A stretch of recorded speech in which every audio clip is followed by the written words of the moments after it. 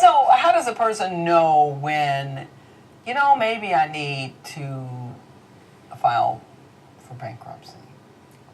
Well, and that's a hard transition that people have to go to, because really nobody wants to file for bankruptcy or plans for it. But when you know that you're going to be in the same place in 1 year, 2 year, 3 years, Kelly, that's when it's time to consider bankruptcy. Bankruptcy is a way to get a fresh start. It's a way to start over. And if you're going to be in the same place 5 years down the road, 10 years down the road, then it's time maybe to come in and talk to me, or make an appointment somewhere to talk about bankruptcy, because that's not how life was meant to be lived, and that's the way to kind of restart. So what about those who, go, oh, I don't want to do that. They think, oh, that's not the thing to do. You say what to them? I say, stop punishing yourself. It's hard to say. And there you go. Yeah, it's maybe as simple as that.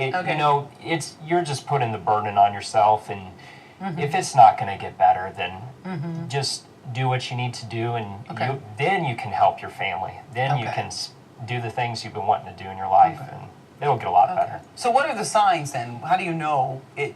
Maybe this is something to sit down and talk to somebody about. Okay. Yeah. Definitely signs. If a significant portion of your monthly income is going to service creditors, especially unsecured creditors, such as medical bills, credit cards, anything else that's built up over time, you may need to talk to me. If your budget just does not work, you cannot afford your house payment, you cannot afford your car payment. That's another way of being in a situation where bankruptcy may be something you need to consider, because you're locked in those obligations and they're just not working. So it sounds like to me you're saying that a lot of times people might be able to afford the house and the car, but because they have all this other the credit cards, which have gotten us into trouble. Now I don't have any. And I know you need at least one, but I got out of the game and that's a long time ago. That's the way to go. You're definitely yes. Credit cards are not a good thing. Yeah.